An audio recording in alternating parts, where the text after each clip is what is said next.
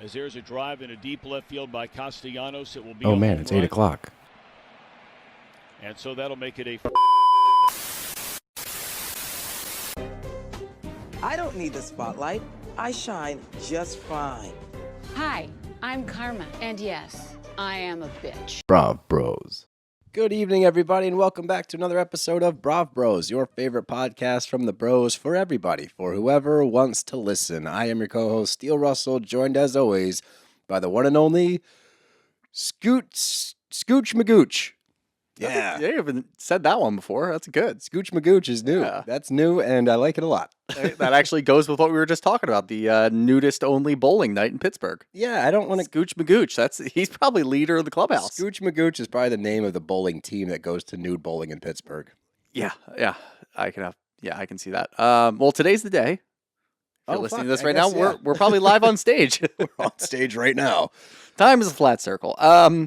Yeah, today's the day, but we wanted to make sure that we stopped in quick, did a little Miami Part 2 breakdown. Yep. Give the people what they want. Mm-hmm. Miami's been great. Everybody's watching. Everybody's responding very well to Miami, so we got to get our input out there. I agree. And, a lot of people are asking, where's the RHOM recap? Don't worry, we're getting to everything. I know it's a little backed up. It doesn't matter what we do. It's just there's always a what happened to this and what happened to that. It's like, we're fucking getting there, all right? Trying, man. But no, we want to give RHOM the respect it deserves. It's been a great season. Episode 1 of the reunion was great. Episode 2 was solid. We don't usually have back-to-back good ones, so I'm thrilled. This one was way more of what I expected in episode 1. The over-screaming. Yeah, people just yelling over, and then Andy gets involved, and they start asking him questions.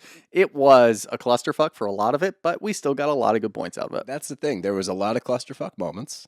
Yep. But they were able to reel it in at times to give us some solid scenes, some solid input.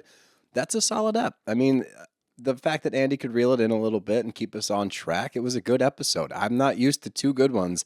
And the lead into episode 3, because we really haven't gotten into Guerdy and Larsa. We've dipped the toe in, but we haven't gotten into it. And that was the most captivating thing of the season, at least for me, because it's so dumbfounding that a human being could make it about them when their friend has cancer. We saw a glimpse of it at the end of this episode. So we're geared up for a solid episode 3. If they can give us a 3-parter that lands on all 3 parts, at least above average, that's huge. And it's another cry to the audience from us.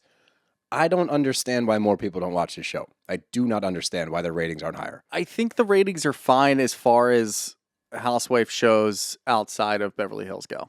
Like, you just can't. No, it's lower than the other ones. I'm telling you, it doesn't track. I don't get it. Yeah, that doesn't really make any sense because this was wildly entertaining, especially when you match it up against things like Potomac, Atlanta last season. I mean, Salt Lake was really good this season, but that was another one where people were a little pessimistic about it, and rightfully so after season 3. But this has been a really good watch. It's been entertaining. Yep. We haven't had one point during the season where we said, okay, let's just get to the end of this. Let's just get the reunion. Lulls, but never bad. Yeah. And lulls are going to happen. I mean, at some point in time, you're going to get a little tired or whatever might have happened. So this has been pretty consistently good all season, so people do need to watch it. Yes, you do. And they sure do. If you're listening to this on Wednesday morning, we may not have tickets left. We might have a couple left. So go ahead and get a ticket to the show tonight. It's always really weird when we record the day before. I have to speak like it's the day of. But the show's tonight at 7:30. If you're in Philly or in the Northeast in general and you can make it to Philly by 7:30, get yourself a ticket. Come hang out with the bros if there's any left. I think there was like 10 to 15 last time I counted. I think there's 1 table left of 4. So if you want to bring some peeps, there's not a lot of places where you can sit next to each other. There's 1 table left. Grab that table, but get those tickets ASAP. Also, we have our show in D.C. at the Union Stage. Tickets are selling well for that, but it's a bigger venue. We need the bros to come out and support their bros. I'm calling out to, we are your calling bros. out to the bros. This is a call out to all of our bros out there. And bro is all-encompassing. It's an all-encompassing word. It's genderless. We'll call it a BSA, a bro service announcement. A broblick service announcement. Oh, broblick's a bad word. I do not care for that. It's a bro service announcement. Let's stay with yours. Wait, hold on. Broblick? Yeah, like public. Oh, Jesus Christ. Yeah, no, let's stick with mine. Yeah. I don't like mine. Yeah, just call it a BSA. Yeah, it's a BSA. This is a BSA. We need your support. I want to fill that room. I want to pack DC. So please come out and support us in DC, May 3rd, Union Stage. And the last one is June 14th, Friday night, Boston City Winery. That fucking thing is already sold out, basically. It's not. So It's not actually sold out, but it's very But close. really, just go get your ticket now. Yes. Because it's getting to the point where I know that there were people that reached out to us and said, well, I can't make DC. I'm going to go up to Boston. You might not be able to go to either. No. So figure it out. Get your Boston tickets now. Oh, tough love. Tough luck. Figure it out. This has to happen. You got to figure it out now. If you don't, you're going to be lost. You're not going to be gonna make it. standing outside hoping that you could hear in. You're going to have one of those glasses to the wall. Like you're going to pick up a cup, put it against the wall and try to hear what we're saying. You're going to hear people laughing and you're going to get really sad. Yeah, that's the scenario that everyone envisions. Yeah. You outside with a cup on the wall of the City Winery, trying to hear in, and you can't. With the strongest FOMO possible. Yep. Yep. Massive FOMO. Really sad. Momo. That's going to be you if you don't get your ticket right now. So go get your tickets. The link is in the bio. After today, the links will be in the bio for Boston and DC. I wanted to make sure it was just the Philly show since it's coming up so soon. But today, this is impossible. It's Today- not that impossible, dude. Today. Don't belittle my experience. Don't tell me my truth. Don't you tell me my truth. But regardless, the links will be in the bio today. Now, we have business to discuss now that we got that out of the way, because we have part 2 of the RHOM Reunion, and let's just jump right in. I don't have much of a preamble. So, you ready? You got no preamble? No. Saving it for tomorrow? Today? Yeah. Yeah, fuck. Ah, Damn see? it. That's God, that called happened karma, so bitch. quickly, too. How did that feel? Not How good. did that karma Not sandwich good. feel? Good. Feel good? Good. I just want to sit in it Wait, for a karma second. what? Karma sandwich. Ew. What's wrong with a karma It sandwich? sounds gross. Yeah. Well, it sounds gross because you're eating one right now, buddy. Grosser. Yeah. What the fuck was that? That's a YouTube. That's a facial, LaFleur. Total facial.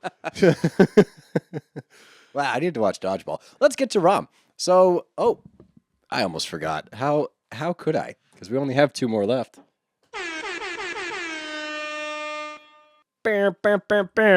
Mr. 305. Golly. Nice. Yeah, a new right? one. I like that a lot. Yeah. Yeah, I'm feeling good about today. All right. I'm feeling good about tonight. too. Tonight. Ugh. Anyway, let's get into it. We start out with Larsa and Alexia, and they're still arguing in the dressing room. And the funniest thing here is, and I told Shooter before the show, before we started recording this, I'm not going to get all amped up on Larsa today. I'm not letting her get under my skin again. I'm not. I will not raise my voice today. I'm staying calm, cool, and Maybe collected. I will. I hope so. That'd be a lot of fun. I got to save my voice for tonight. Oh, this is so Keep confusing. doing it. Yeah, no, stop. But Larsa's standing by the fact that I don't lie. I don't lie. You said to the group, Alexia, that everyone in here's a liar. Like, that really hurts me.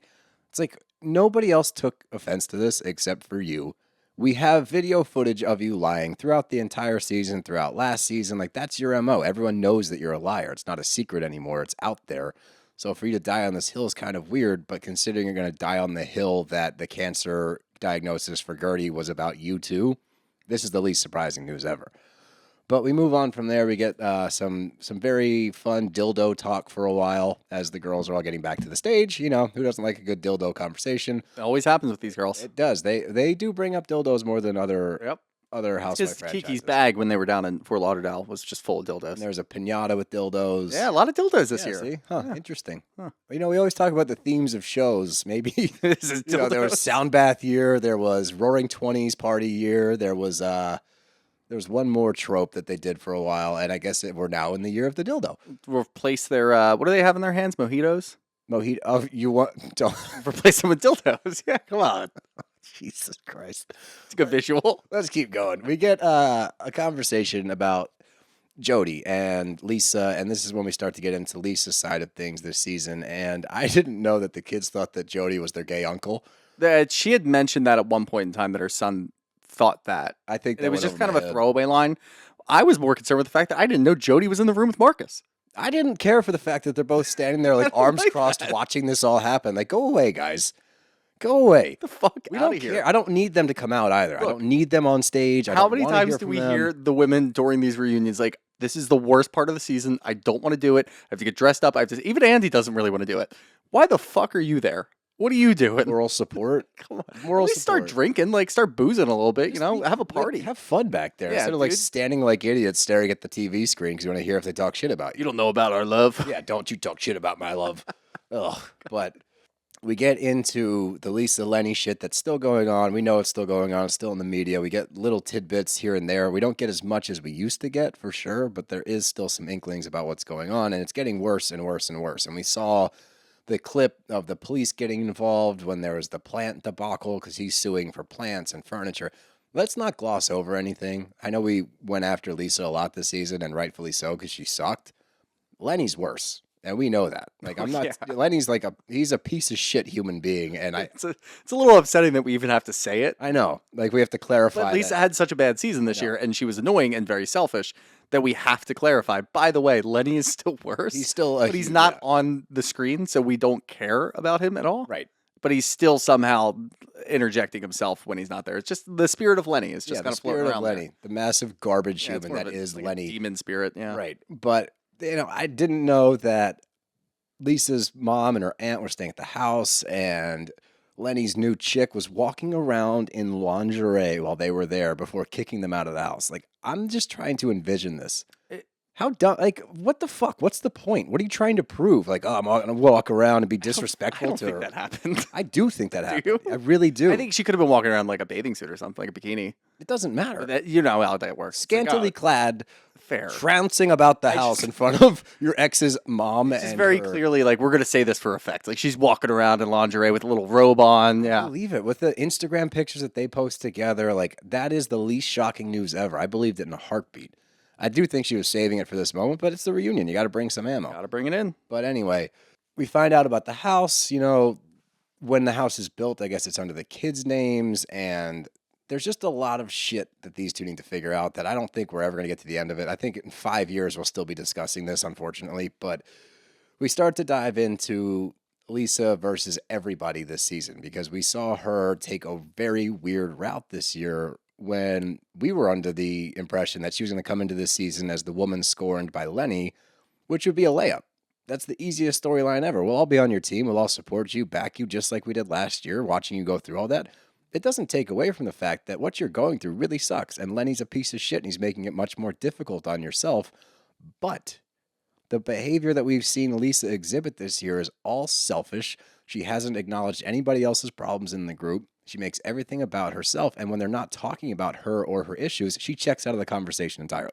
Yeah, and I really loved that they were obviously giving examples of when Lisa has done this, and we've pointed out a few, at least the ones that have really mattered. We did not point out the fact that she went back onto the boat. I didn't know that. I didn't know that either, but I do think that that doesn't really matter. But I really do love that she brought up the fact that she had texted Gertie and said, hey, yeah, you know, I'm just checking in, making sure everything's okay. I had to pause it so that I could read the whole thing just to get the full synopsis. You know how it goes. Yeah. And I'm reading through it. Like, she reached out and she wanted to make sure that she was okay. Nice. At least she's thinking of other people. Good job. Way to go. Then drops in that she grabbed the lipsticks and she goes off and says, you thanked me for going and getting your lipstick. Like, that is not the point, Lisa. It's not. How clouded is your mind right now by all of this? And we talked about it the entire year. And it's so fucking frustrating because, again, and we keep coming back to this over and over and over again with all the shitty behavior that we've seen from Lisa and mostly from Larsa, Gertie has cancer. That's it. Yes. Yes. Your problems can matter. And Gertie's problems can matter. Right. You're allowed to acknowledge both sides. Mm-hmm. One side doesn't take more than the other one. You can just go ahead and swap back and forth. But to completely shut the other side out with Gertie having cancer just because your problems are so big and everybody's not understanding how big your problems are is fucking lunacy. It is, because you're then diminishing cancer. No one's denying that you're in the fight of, quote unquote, your life, because this is the biggest thing you've had to go to battle for. We get it.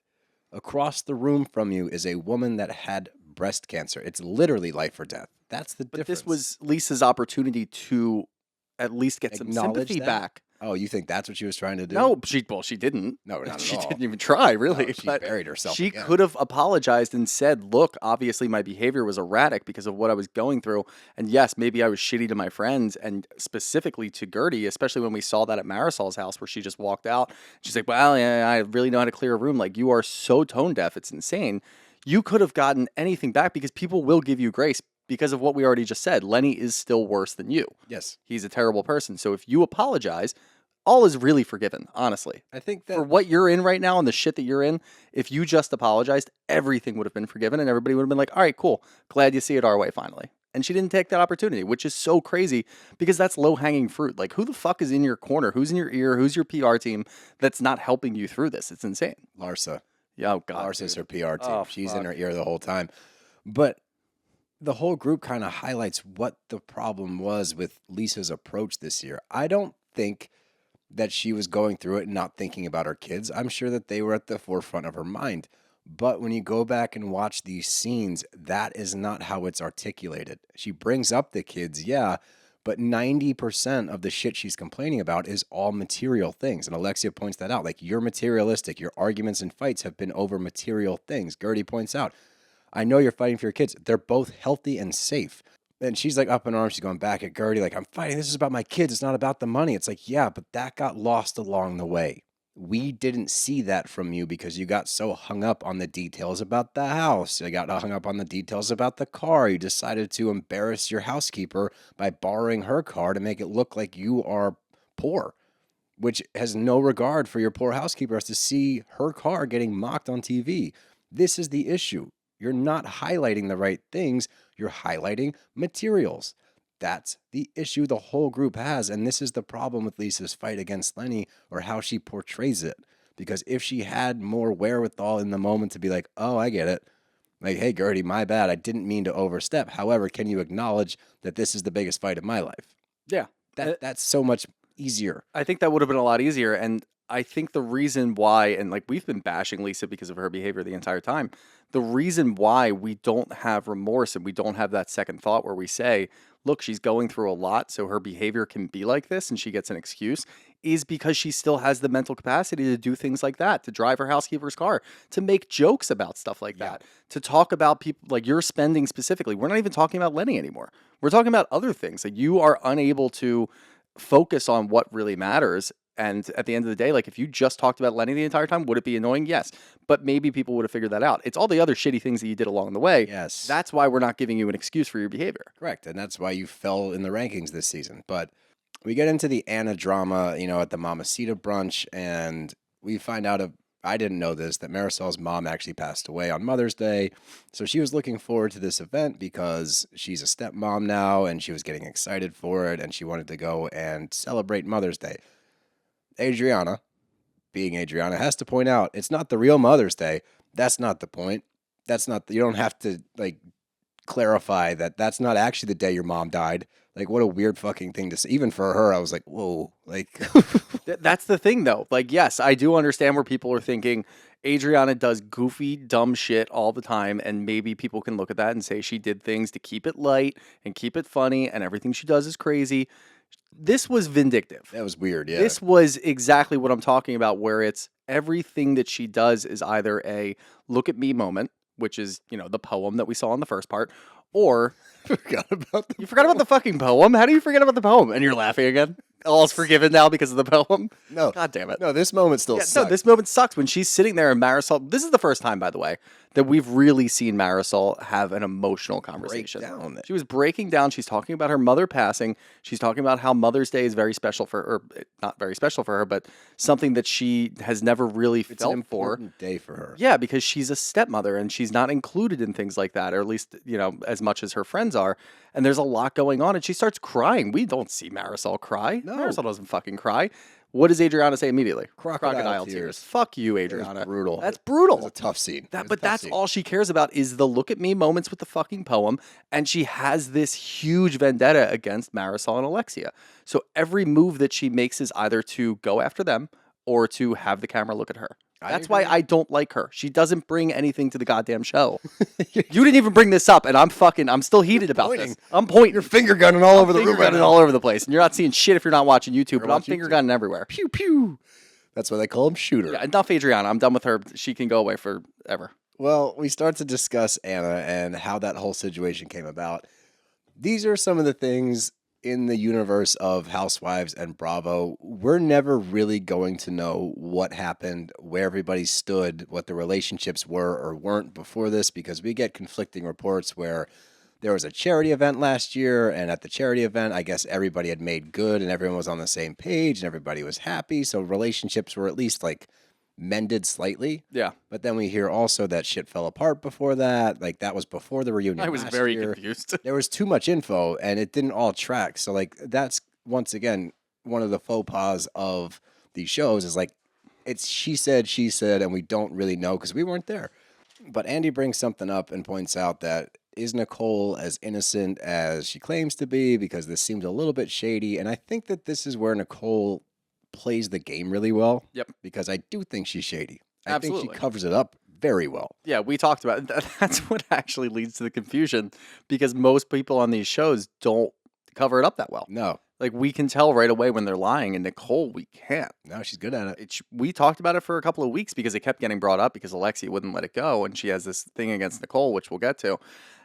And we could not tell if Nicole knew anything. No. And I still do think, in my heart of hearts, Nicole knew exactly what she was doing. I do too. I think that Adriana was behind it originally, but once the idea was brought to Nicole, she said, yeah, this is good for the show, which it is. It's good for the show, and this is easy to hide behind Adriana because she is. Which she didn't is work the at one the that time, planned which it. was the most confusing thing in the world. I know. But yeah. They saw through it. I don't Like, think that wasn't them seeing through it. That was their bias against Nicole. I think it was it was partially their bias against Nicole, and I also think that like halfway through the season, you could kind of see a shift where Marisol and Alexia just stopped caring about Adriana. Oh, It yeah, was like that's a after good the point. whole fartulence thing Yeah. in the bus on the way to the basketball game. They just stopped giving a shit about Adriana and the things that she was doing, which a good worked, and it was kind of funny. But they didn't care, and I think we kind of missed that originally. But now looking back, hindsight, That is a good 2020, point. we Maybe can that's figure it why out. they were so much better this year, is because they didn't get caught up in like All of Adriana's bullshit bullshit every Yeah. single episode. That's Yeah. that's actually an astute observation How there, about that? Magoots. But Nicole points out to Alexia and to Marisol, like, you guys have had it in for me since day one. You guys have had a boner for me, which is really funny. I think she started off by saying you had a hard on for me. You had a hard and on for then me. she doubled down by saying boner. Yeah. Which is just funny. Under any context, you say the word boner, it's great. It's always a funny word. And she's like, you need to go to the bathroom and clap one out. I was like, oh, damn, they're going to go catch a beat in the bathroom. Clap one out. It gets even more confusing. And was this after the brunch? Like immediately after we get a video of Nicole, Lisa, and Marisol? Yep. That is directly after that brunch. But this is where, like, Marisol's credibility falters because she will stand and die on a certain hill, but more evidence comes out. I think that Marisol just is a shitster, and I think that is her MO. I think that's what she likes to do. I think she gets caught sometimes, but that's the other thing about Marisol. She always gets through it pretty much unscathed. Like, she'll have a moment, people go after her a little bit, but her alliance with Alexia, it like solidifies that they will never be at the bad end of, like, they don't get their ass kicked by the other women. No, they really Verbally. don't. And I was a little confused too because we know, I think this was on the heels of coming back from Fort Lauderdale where Marisol and Nicole pseudo made up. And I think that's why Marisol was pissed off when she found out that Anna was there because she had just squashed things with Nicole. And now all of a sudden Nicole's pulling this. Rightfully so. That's fair. But then she went out to lunch with them afterwards and Alexia didn't know about it. And I think that's really funny. And that kind of brings us back to where we were in the middle of the season where we were talking about how Marisol and Alexia aren't teaming up to go after people as much. They're not doing as much, at least as much active nuisancy. Is that a good one? Is that our word? I like Is that. that our one, Webster word? nuisancy. Yeah, I've been trying to Nuisancy. think of new ones. But anyway, yeah. So we haven't seen them actively go against anybody, at least for the majority of the season, and that actually led to them having a much better season, at least from the viewer's perspective. So Alexia not knowing that Marisol was there after all of that. Now they did come back. Yeah. We'll at least say that. It's not like they left and then Marisol left her house and met up with them afterwards to go Right. talk about it. That would have been even funnier, I think. But they did come back, so I don't really think it's that big of a deal. It's just showing you, and we're going to see this in the next episode, showing you that there's a bit of a wedge developing between Marisol and Alexia. And I want to see where that goes, and I'm really interested in seeing where that goes because they were so inseparable last year to the point where they would never disagree with each other. And we saw a little bit of it this year. If we go a completely different direction next year, that's going to be pretty entertaining, I think. It would be entertaining. I just don't know if they'll ever have a wedge big enough to cause problems. But that being said, I never expected to see them go tit for tat this year, and they did. So we could see that next year.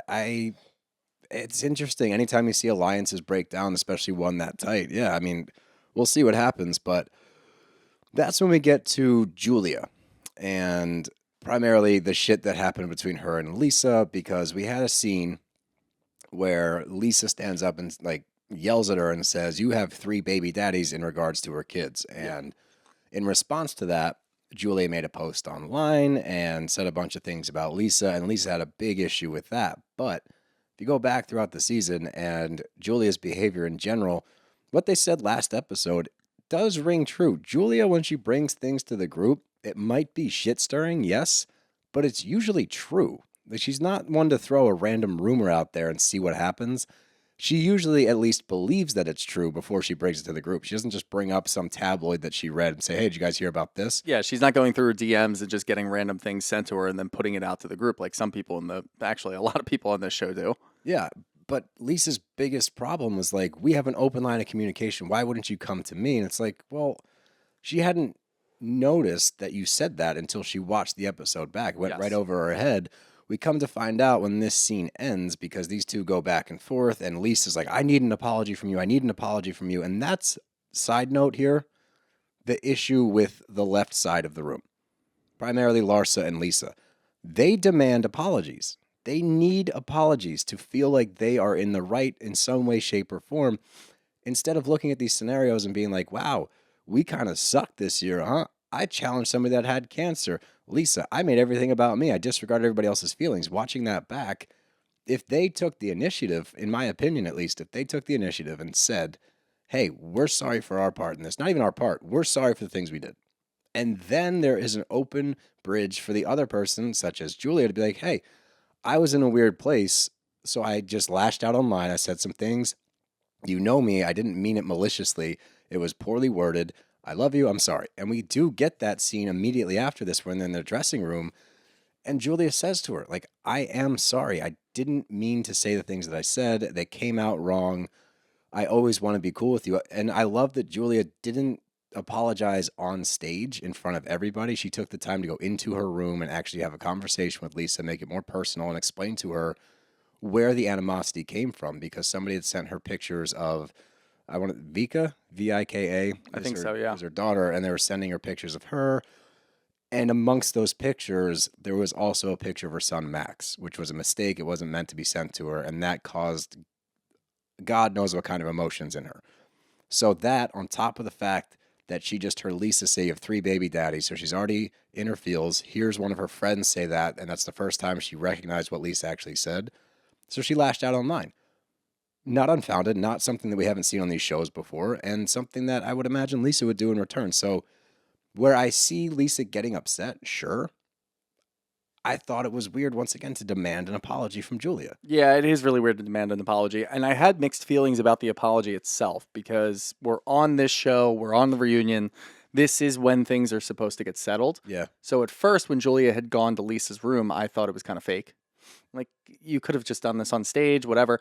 But when I really think about it, in the moment, if she had validated Lisa while she's yelling at her saying, "Hey, give me an apology," in front of the group, it makes Julia look weak. Lisa wins. Yep.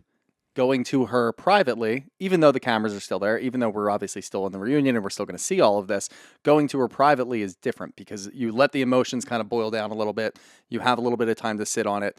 Lisa, thankfully, didn't go back to the room and start ranting and raving about how Julia is a bitch and she did all these things. She decided to kind of calm down a little bit, if you will. And Julia went in, explained her side of it, and gave her a heartfelt apology.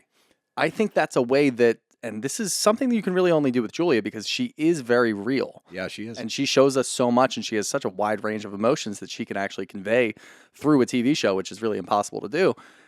Going and doing it like this, I thought, was the most genuine way to do it. And I think it caught Lisa off guard, because we didn't see, and obviously, you know, you bring up your son who passed away a long time ago, and this is a whole fucking thing. Lisa's still got a heart at some point. She's still a mother, so she's not going to lash out still. I think it caught her completely off guard, and I think it got to the point where, yes, you can accept the apology, and now we actually officially squashed it. It is something that we probably won't bring back up ever again. No. Which is good. We want things like that. We like when that happens, but I would actually, I don't know, I had a little bit of a different take. I do think it caught her off guard, but I also, in this scene, I'm like, you know what? If people do, and look, it's a housewife show, so you're not going to get people having one-on-ones very often to squash things and having like adult conversations. Well, you will, but they're not going to be genuine apologies. Right. But I do think that when Lisa is surrounded by the group, and you approach her with an issue. And she has said this in the past, and I kind of brushed it off. But watching this scene, I think that she immediately enters defense mode when there's more than one woman around in the group. I think Yeah, she has an feels... image to uphold or something. But when you get her one-on-one, like in this scene where there's not yelling, they're having a conversation, she's able to retain what Julia's saying to her and process it and actually have a conversation. So I'm actually going to give Lisa a little bit of credit here and say that maybe if she is approached in a certain way, we wouldn't see these big scenes where she starts to defend herself, she gets overwhelmed and starts saying the wrong thing. I don't want to give her too much credit, but I think that we did see something here where it's like, okay, well, maybe this is how you approach Lisa if you want to get to an actual settlement. I think it was mother to mother. I really do. That's what it was. Because if you can try to convey to Lisa or get down to the level of, hey, I know you're a mother and you're a good mother, that's enough for Lisa. Yeah. Because I think at the end of the day, Lisa is a good mom. So I think that was, the biggest issue with what Julia said, which at the time, I didn't really think it was that bad. But it's a little shitty. Yeah, it's a little shitty. So I'm glad that they were able to squash it. But we get to Gertie and Gertie's journey throughout this season that we've all bared witness to, which was a remarkable story to watch. And she highlights why it was important for her to do this. And we've gotten some shitty comments where people had the balls to lash out at us for the Larsa video that I posted and say, well, Gertie shouldn't be on the show if she's battling this and that. It's like, shut the fuck up. Because by doing this, it's exactly what she intended to do. She said that she wanted to share her journey to show people that you can still have a life, that you can get through this process. And she wanted to show the resiliency that she had and to show the insight to her family life with Russell being supportive. And just to go along this journey with her was really powerful. To see her get through it and come out the other side and her being so open and vulnerable, allowing us into the room while she's shaving her head. That scene will forever live in my mind. That was such an emotionally touching scene and something that we're not party to in most TV shows, to see something so real. So this is a very awesome thing for her to be strong enough to do and share with us. So I'm glad that she was able to do that throughout the season, and she had Russell along the way. Watching him and her interact was amazing. But we do find out that when the cameras turned off during one of her chemo sessions, she actually went into toxic shock. So this has been a difficult journey, more so than just the two surgeries, the emotional trauma that comes with it, everything that she has battled. And she kicked the shit out of cancer, and it's fucking awesome. And you would think that her sitting there talking about all of this stuff and opening up and sharing how amazing this journey was, that Larsa, especially after watching the season, seeing all the backlash, she would at least, in this one instance, take her head out of her ass and acknowledge it and just fucking apologize and say, I was wrong. I can't believe I'd ever question you in this. What an idiot I am. No, that's not what happens. And of course I should have known that. Yeah, I don't know what the fuck you were expecting. She's never shown any ounce of remorse. She's a terrible fucking person. She's a complete piece of shit. Yeah, I know. So why did you think that she was going to show anything? Because what is with you in thinking that people are always good? Huh? I am an optimist, and also, I've explained this to you. I've explained it on the podcast. The things in this world that make me angrier or more frustrated than anything else in this world is when I can't apply logic to a situation. When I can't logically understand how somebody's brain is functioning, I get irritated. Such as, this is a cancer diagnosis. How the fuck could you make it about yourself? How are you not concerned about your friend? Well, I can break it down for you if you want to. I would love that because I don't have the energy today. All right, so there's this girl named Larsa, right? She's a complete and utter piece of fucking garbage. She's an absolute piece of shit. She's maybe the worst person in all of Housewives. Yeah. By far, at least at this point. I mean, she's worse than Tom Sandoval. She is a fucking garbage human being. She's on the level. No, she's worse. You think? I think she's fucking worse. Wow. You can't do that. You can't belittle a friend, let alone anything else. You can't belittle a friend's cancer diagnosis. You can't belittle an enemy's cancer diagnosis. If you hate the person, I still don't think there's grounds to Again, you are thinking that people are good. People are good. They're not inherently bad. People are not inherently bad. Okay. That's a discussion for a different day. But she is awful. Yeah. And for you to think that she would have any semblance of any remorse is insane to me. Don't you she call has me insane. Never shown Call me insane. anything to say the otherwise. It's ridiculous. I mean, she is so in her own fucking ass. She is so in her own head about her own image, what she's going through. The only time that we saw her with any sort of cause for concern was when Michael fucking Jordan laughed about her relationship. That's the only time that she ever shut the fuck up. That's The rest of the time, she's pushing her own agenda. She's always pushing her own thoughts. Whatever Larsa thinks is going on is what's going on in Larsa's world. We've seen that time and time again. So apparently we need Michael fucking Jordan to come down and tell Larsa, hey, your friend's got cancer. Shut the fuck up. And she might shut the fuck up. I'll DM him. We should DM Michael Jordan. Yeah, we'll DM get him him out there. We'll go ahead and do that. Her sitting there and talking about this and talking about the first conversation, which is, I'm so happy we finally got into it, about the cancer diagnosis and her immediate reaction. And I loved the question that Andy read from one of the fans saying, do you think that was not the best No, idea? he said, when someone tells you they have cancer, don't say, how do you know? And did you see a reaction on her face? She got defensive instantly. Instantly defensive. She Well, started. how am I supposed to know? Like, Bro. stop doubling down. Just stop. She And this is what quadrupled down. There's no chance in hell that Larsa went back and watched this season. I think she picks and chooses different scenes, and she only wants to watch the happy times, and she has to be on the camera at that point in time. That's how up her own ass she is. She doesn't care about anybody else's lives. She doesn't care about anybody else's storylines. She's just going to watch the scenes that she's in. And not the ones with Gertie where people are bashing her online.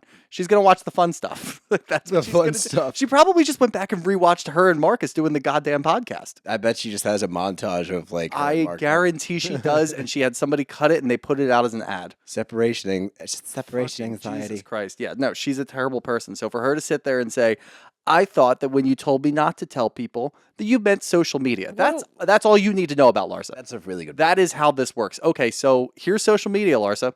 Here's the real world. Which one do you live in? Oh, yeah, you sell feet pics on the other one, so Yeah, fuck off. That's where you are. You weirdo. 100%. You're right. It's just I always hold out hope for people, but we get to the point of her telling everybody else, as you just said. My understanding was, don't play the semantics. Nobody game gives a here. shit what your understanding No. is. You have the brain of a fucking 10-year-old. But she's saying, I wanted to tell people so that they rallied around you and showed you love. Gertie points out, you didn't tell my friends. You told your friends. I don't know them. She's like, they're great people. Irrelevant. Irrelevant to the situation. It has nothing to do with it. They are not Gertie's friends. She doesn't need their support. She doesn't need randos coming up and saying, hey, Larsa said that you had cancer. We're so sorry. That's not a good situation. What she needs is to tell people on her own timeline when she's comfortable to share with the group, because even telling you, Larsa, that was forced because you were being a dickhead while she was going through something, trying to get through to you because you're so upset that she said you're the fakest one in the group, which, hello, you are. Let's rewatch all the clips from this season. You are fake as shit. You say one thing and do another. So that is the definition of being a fake person. She just highlighted what is true, and you kept arguing and arguing and arguing. And as Gertie said, she's in a very dark place here, so eventually it just came out. Like when I rewatched it, that's the first time I realized, like, oh, I don't know if... I know she went into that planning on telling her she had cancer. I think that it just came out because she was so frustrated. She's like, dude, I have fucking cancer, and like we're yelling. 1,000%. That's exactly how it went. She had a much better idea as to how she's going to broach the subject, and Larsa didn't let her get there because she frustrated her to the point that she had to blurt it out. The big thing from this exchange entirely for me is Gertie had fucking cancer, and she still showed up well prepared to go after Larsa. Damn right. That is crazy. That is awesome. That is mental fortitude. That is some at its fucking finest. mental fortitude for sure. Larsa didn't come up for anything. No. She is not prepared. It's so funny But when you know what the thing is? God. She is so delusional that she's talking herself into the fact that she's already winning. That's what's the worst part. Like, she's sitting there and she's smiling back because she thinks that she's winning. She thinks that people are on her side. Nobody's on your side. No. Nobody's on your Except side. Marcus, who has his arms crossed, and Marcus sucks too now. So Yeah, fuck guy. that dude. Like, Jesus Christ, I hope he gets pushed out of the will. Somebody commented like on our Twitter thing, and they were like, "These guys would never say this to Marcus." I was like, "Fucking bring him on the podcast. I'll say this to his face. I don't give two fucks." Yeah, you think I'm afraid about a failed D1 basketball player? About Nepo no, baby? I I'm don't good. give a shit. We'll say this to his face. We don't Would give have a been shit. D3 if his dad wasn't Michael Jordan. Heyo. But back to the show. Andy asks her, "Do you think this is the easiest one? This is the layup of all layups, okay? This is a 6-foot rim with a 7-foot dude that just needs to drop the ball. This is Wemby going on a 6-foot rim. Okay? Sports. Sports. All you have to say right now, Andy teed it up for you. Do you owe her an apology? Yes, I do. I'm sorry. Period. So simple. So easy. What does Larsa say? I've apologized 35,000 times. Crazy number.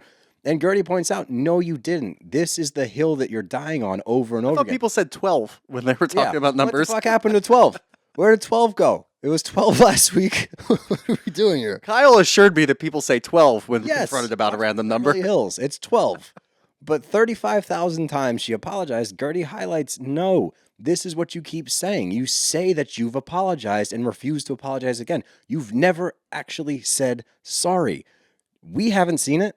And I don't imagine that behind closed doors or off camera, you've said it to her either. I think that you keep saying that you did and you keep trying to justify your shitty actions throughout the entire season rather than take any ownership. What do you think? Ownership at all? What do you think Larsa does off camera? I think that she just has a charging station. She just goes over and just stands in the corner, just charges back up, and they're like, all right, cameras are on. She comes back out. No, I think she takes feet pics and hangs out with that's Marcus on camera. Thornton all That's day. still on camera. I think there's no cameras around. I think that she charges up. She just charges, gets ready for the day, gets ready for the cameras. I don't fucking know. I don't understand her.